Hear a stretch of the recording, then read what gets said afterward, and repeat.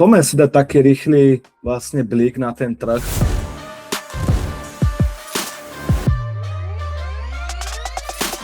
Poďme sa pozrieť na to zlato. Aktuálne ako reagujú, držíme to VAH včera. Tu sa dala ako čakať rotácia, zajtra vlastne sú úroky. Čakám, že to zlato sa sem bude vrácať, že vrátia ten gap. Keď sa pozrieme, tak euro to teoreticky urobilo presne to, čo som chcel, aby urobilo to zlato. To euro to nedalo, takisto US 500 to ešte nespravilo, to SNBčko, oni sa sem vrátia proste. Ale my nevieme, že či sa sem vrátia akože hneď, že či spravia toto, alebo ešte pôjdu si vybrať tú likviditu a potom to tu spláchnu. Ale skôr či neskôr, ako oni sa tam vrátia. Či to bude v priebehu tohto týždňa, alebo to je ľudský týždeň, ale takýto veľký gap, toto budú chcieť vrácať. Vždy sa tam vrátia. Nepamätám si, že by niekedy nejaký gap vrátili možno niekde ešte dávno, že tam niečo je voľné, nejaké gapy, ale normálne takéto gapy ešte v ten týždeň, väčšinou ešte v ten ďalší deň vrátia. Ale tak aktuálne to riešime tak, že ako US 500 ako čakám tu na tú zónu, že poďme tu long si ešte vybrať tú likviditu. Keď sa na to pozrieme vlastne na tej 4 hodine, tak máme tu hore toto. Tak ako môžeme to na to hrať, že ako ešte to vykopnú a pôjdu dole potom. Ale ako skôr či neskôr dole pôjdu do toho gapu. Ako čo keby aj dneska, že do toho idú, no ako keď pod tou zónou zavrú, ako zmenia tú štruktúru a potom to tu zráchajú. Ale aktuálne proste je to longové. Nebudeme to shortovať. Včera som to skúšal shortnúť, proste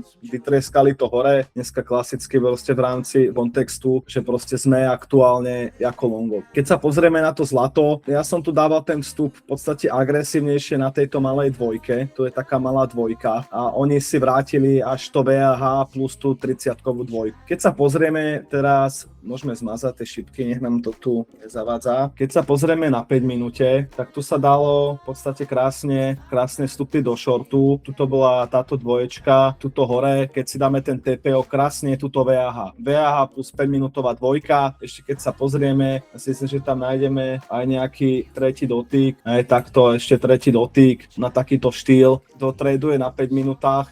Tak toto je akože krásny shortový setup. Krásny shortový setup, tu stačí target, táto 5-minútová dvojka vývab a rýchlovka. Rýchlovka, tu tá dvojka VAH, target táto dvojka s gapom, alebo vývab, alebo to VAHčko. To už je jedno, už 3R je vybavený. To sú ako rýchle trady to, ako na tej 5 minúte. To je jedno, či to je zlato, či to je krypto, to robia to ako všade. Takže je to proste rozdiel na tej 30-ke a na tej 5 minúte. Aj na tej 5 minúte fakt viem proste čakať poctivo na nejaký rýchly takýto trady. Ideálne o tomto čase. Medzi 14.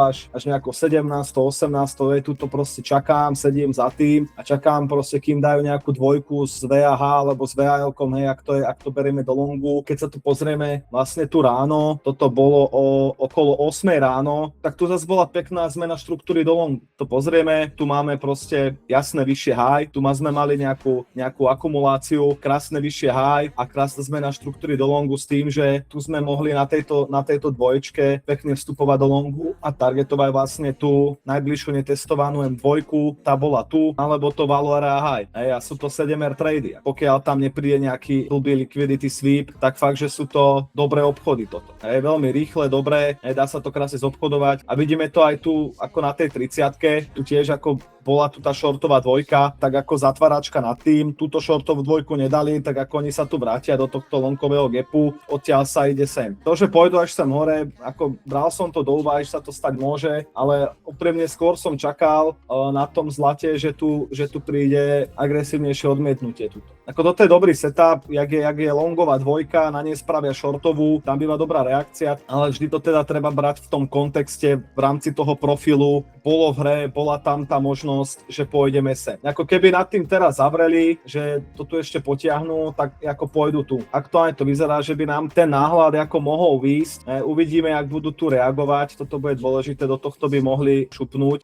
to by nebola ako blbosť a uvidíme, jak na tom zareagujú. Keď sa pozrieme na to euro skôr v podstate tiež to isté. Poďme ako teraz tu do 5 minúty, tiež sme tu mali, na tej 30-ke to úplne nedali, ale tu je ako tá dvojka 30-ková. Tu máme tú dvojku, ktorá tam bola. Krásne sme do nej šli knotom, tu ako na 5 minúte, keď to hrám ako v rámci toho profilu, tu short, viem si to tu upraviť tú zónu v rámci tej 5 minúty, tu si viem dať stopku a target, buď táto dvojka a ten vývap. Môžem to hrať aj sem, ako na to POCčko, alebo až na VAL, že vlastne tým, že ako zajtra sú tie makrá, že by sme mohli ako rotovať v rámci toho profilu, že dneska nikam nepôjdeme, není to blbosť, ale ako stačí ten target ako vývap, alebo dať si to na blbca proste 2:1 a hotovo. To sú ako dosť dobré trady na základe toho profilu. Čo je zaujímavé je to, že pekne tu vlastne aj na tom eure boli pod VAL, otváračka pod VAL, tak ako to VAH toho predošlého dňa je jasná akcia.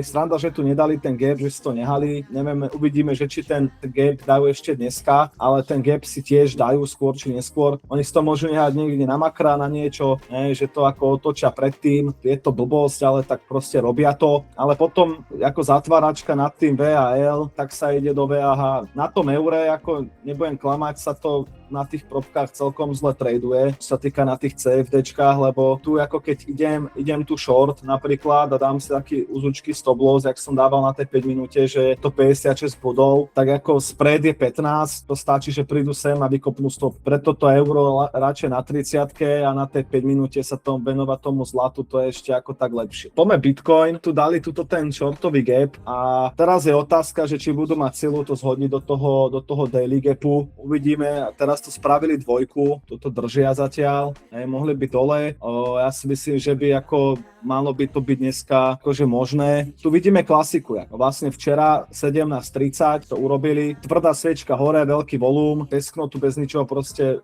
takýto engulfing na tope, je proste short, tu urobili vlastne oni veľmi pekný ako shortový gap, pekne sa vrátili ho otestovať a tu sa dal brať na tom shortovom gape, ako sa dal brať shortík, target ako 2:1, toto daily gapu, tak aj 5:1. Toto je proste klasika, tento shortový gap ako vracajú, toto je inverzný shortový gap, ako celkom dobrý setup, dobrý trade. A teraz už ďalej o to, kto si to ako zobchoduje, tak Wire je tiež v pohode, to už je proste na každom, na aký to hrá win rate. Ethereum tu celkom vystrelilo, ale tiež, keď sa to porovnáte s tým Bitcoinom, rovnaký gap, lenže tu malo to Ethereum, to VAH plus ten 4-hodinový gap, tak ako čakal som, že tu budú reagovať, dali tu celkom pumpu. No teraz to je otázne, že či tu budú mať silu tu spláchnuť. Uvidíme, jak zareaguje tá Amerika, ale máme tu nejaké vytvorené supporty, čo sa mi moc nelúbi. Tieto tu dvojky, to ako dvojka plus VAL, táto zóna je tiež ako zaujímavá, je tu ako teraz sú na dvojke s divapom, takže tiež ako není to úplne, že ideál na ten short aktuálne, aj keď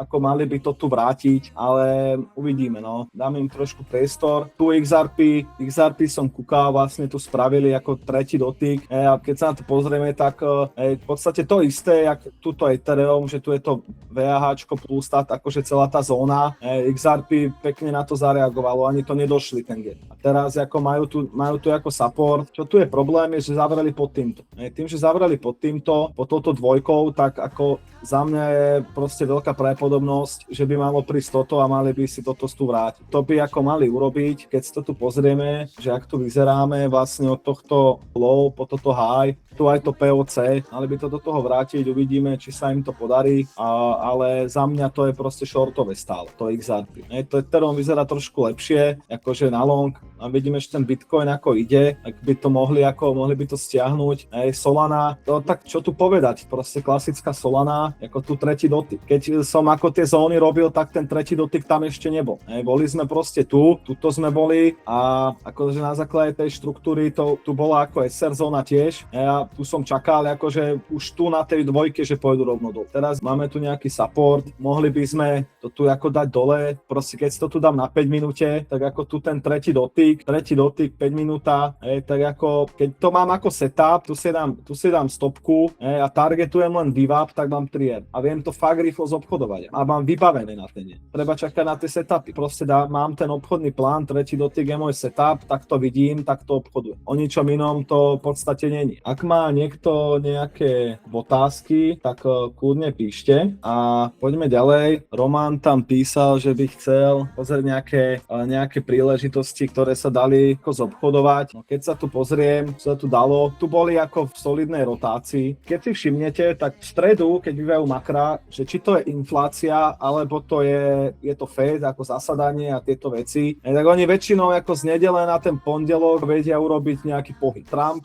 dal tweet, hej, tak ako pumpa. To ťažko ako ale povedať, hej, že kde vystrelia. Keď sa pozrieme ako nejako swingovo, hej, že si pozrieme tu ten pondelok, hej, z nedele na pondelok, ako zatváračka nad touto dvojkou, zatváračka nad tým je long, ako začali sme nad tým rotovať, tu ako už v nedelu ako 18. No toto bol longový support. Keď sa pozrieme na to teraz zo swingového pohľadu, toto je jasná vec, ako tu longová akcia do tejto dvojky. Jasná vec, hej, zatváračka na to štruktúru. Nad týmto proste sú to jasné longy. A vieme že ako tie longy potiaľ to, po tú shortovú dvojku. A ďalej ako teraz sa uvidí. No teraz je na porade korekcia, ako ideálne vráti tu ten gap a potom ako sa uvidí, že či pôjdeme na 70 do tejto shortovej dvojky, alebo toto je proste fejkový prieraz, nabratie likvidity a urobia toto. To tiež ako môže byť, že to urobia. Vec sa má tak, že my nevieme, že čo urobia. Mali by sa ako vrátiť sem, mali by zmazať tú pumpu ako z tej nedele na pondelok, lebo to proste bolo podmenené tým tweetom a týmito vecami, ako mali by to vracať,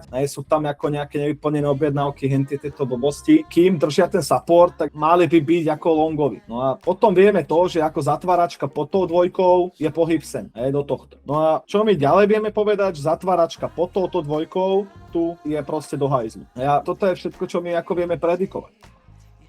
Že my nevieme povedať teraz, že príde rovno toto. Ako na základe tejto 4 hodiny. Lebo proste to je veštenie dopredu. Ako ja, ako trader, nás zaujíma tá pravdepodobnosť, ten najbližší pohyb, že kde by sme mali ísť. To nás zaujíma. A to vieme si povedať nejaké tie intratargety, že tu ako tento daily gap ako není blbosť, že ten daily gap tu ako není hovadín. To by sme si mohli vrátiť. To je akože veľmi pravdepodobná vec, plus neviem prečo to tu nemám, ale tu je ešte ako POC, neotestované, tu je ako nejaká longová dvojka, ale tu zatiaľ akože úplne extra neriešim, teraz ma zaujíma ten gap, ako vieme si určiť nejaký shortový target, či to je zlato, či to je bitcoin, to je jedno, že čo je aký graf, ale na základe toho, ako si to vieme určovať tie targety. Skôr mi to príde, ako že by sme sa mohli vrátiť sem. To isté, čo na 30-ke, ak sme si ukazovali na bitcoine, tuto ten gap, tak to isté tu máme na 4 hodiny. Ak by prišlo toto, že sa dostaneme na túto dvojku, ide sa asi bull market, veľmi pravdepodobne. Tu nebol žiadny setup, ani žiadny zmysel toho, že by sme to tu hore longovali. A nebudem proste longovať rezistenciu. Ešte takúto v downtrende.